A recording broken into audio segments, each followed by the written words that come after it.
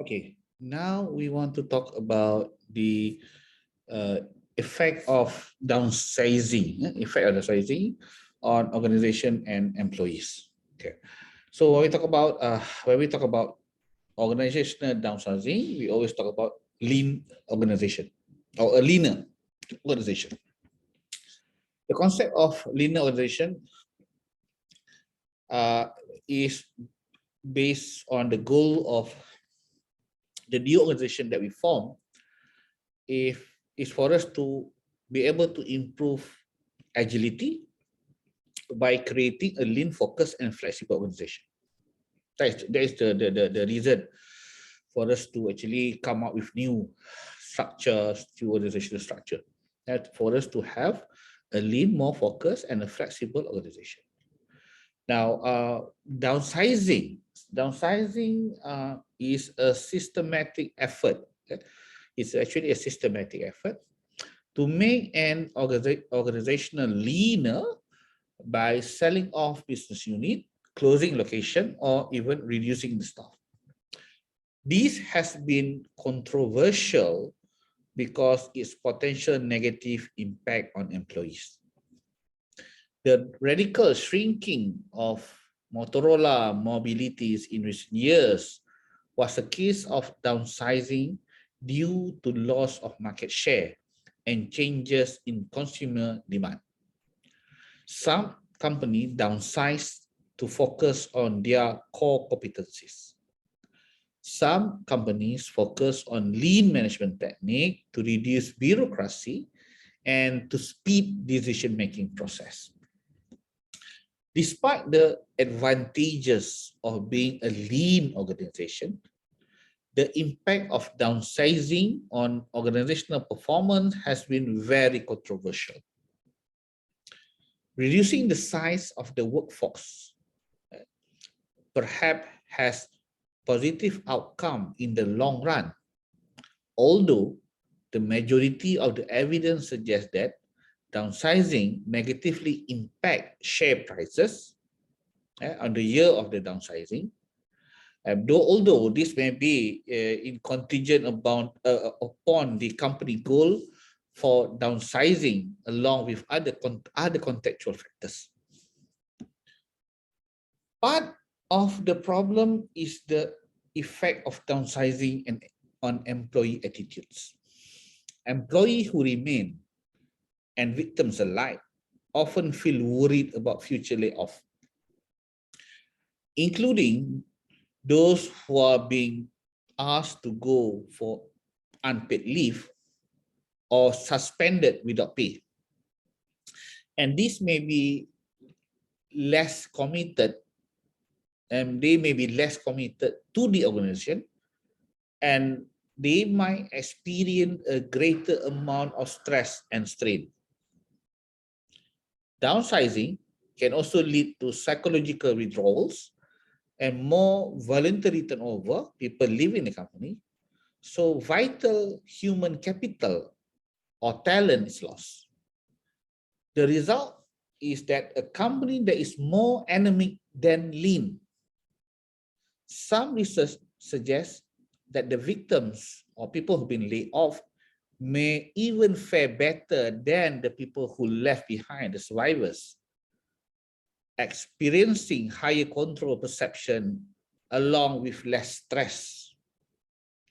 Companies downsizing to improve strategy focus often see positive effect on share prices after the announcements is made. After they announce that they will be downsizing, normally the share price will be better because people wanted to see some good returns because of the I would say cost cutting exercise. Now, the following are some strategies for downsizing and suggestion for implementing them. The first one is to invest. Companies that downsize to focus on competencies are more effective when they invest in high involvement work, practice, and afterwards. Second one is to communicate.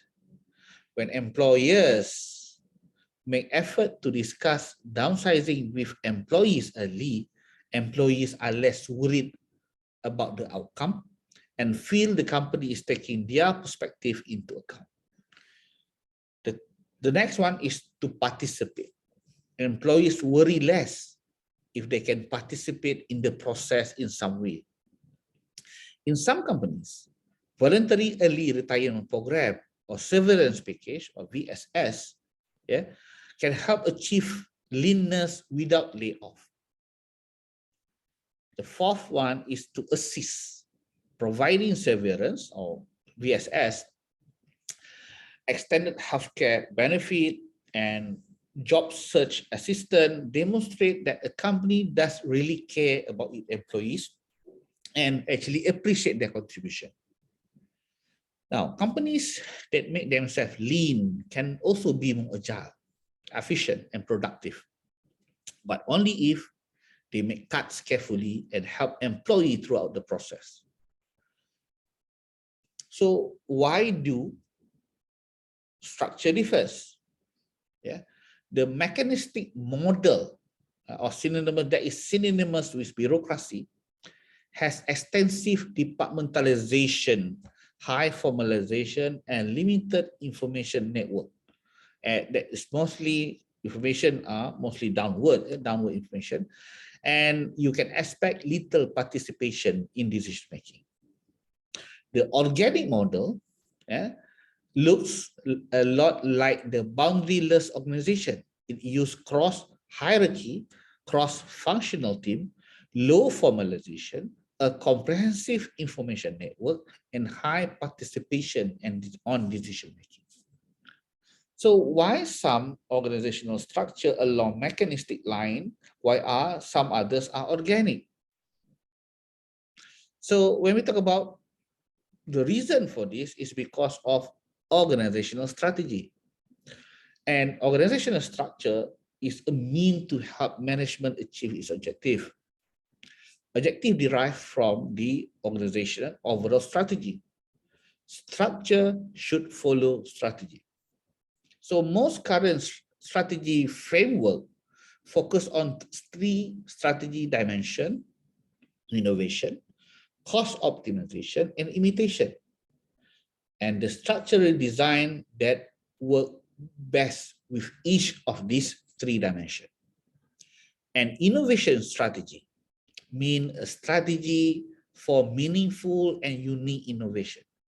This strategy may appropriately categorize companies like 3M.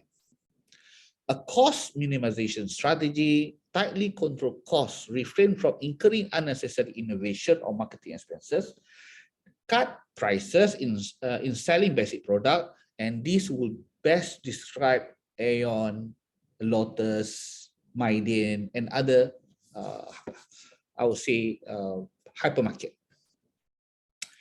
An imitation strategy tries to capitalize on best of both, minimize risk and maximize opportunity for profits. It means it moves into new products or new market only after viability has been proven by the innovator. It normally copies these ideas successfully and sometimes become better than the innovator. So innovators need to be flexible, need to understand the flexibility of the organic structure, whereas cost minimizers seek the efficiency and the stability of the mechanistic structure. Imitators combine 2 structures. They use a mechanistic structure to maintain tight control and low cost in their current activities, but create organic subunit in which to pursue new undertaking. The next one is the organizational size, company size. A large size company significantly affects its structure. Large organization, company that employ 2,000 or more people tend to have more specialization, more departmentalization, more vertical level, and more rules and regulation than do a smaller company. The impact of size becomes less important as an organization expands. Once a company has around 2,000 employees, it's already fairly mechanical. An additional 500 employee will not have much impact on the structure of the organization. However, adding 500 more employees to a current 300 employees will likely to result in the formation of mechanistic structure or bureaucracy. The next one that we want to discuss is technology. Technology refers to how an organization transfers its input into output. Every organization has at least one technology for converting financial, human, and physical resources into product or services. A Chinese consumer electrical company by the name of Haier, which own GE appliance nowadays, use an assembly line process to make its product. Regardless, a company structure adapt to their technology and vice versa. Organizational structure and culture can become inscribed in the data structure, software, and hardware that the organization or company use. The next one that we want to discuss is the environment. An organization environment includes outside institution or forces that can affect its performance, such as suppliers, customer, competitor, government regulatory agencies, and public pressure group. Dynamic environment creates significantly more uncertainty for managers. To minimize uncertainty, managers may broaden their structure to sense and to respond to threats. For example, most companies, including Pepsi and AirAsia, have added a media department to counter negative information posted on the internet or social media. Any organization environment has three dimensions: capacity, volatility, and complexity. So we talk about capacity is the degree to which it can support growth. Rich and growing environment generate excess resources, which can buffer times of relatively scarcity. When we talk about volatility, refer to the degree of instability in the environment. A dynamic environment with a high degree of unpredictable change make it difficult for management to make accurate prediction. At the other extreme, it is a stable environment versus unstable or dynamic environment.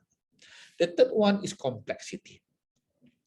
The degree of, I would say, concentration among environmental element is called complexity. Yeah, simple environment are homogeneous and concentrated. Complex are heterogeneity, and actually it become, I would say, unpredictable. In contrast, environment categorized by this uncertainty and suspicion, uncertainty are called complex environment. So when we talk about the three dimension of definition, that these three dimension of environment, we can offer some general conclusion about the environment: uncertainty and structural arrangement. The more scarce, dynamic, and complex the environment, the more organic a structure should be. The more abundant, stable, and simple the environment, the more mechanistic the structure will be preferred. So with that, I actually stop the lecture for this time. Yeah, we will continue shortly later on. Yeah.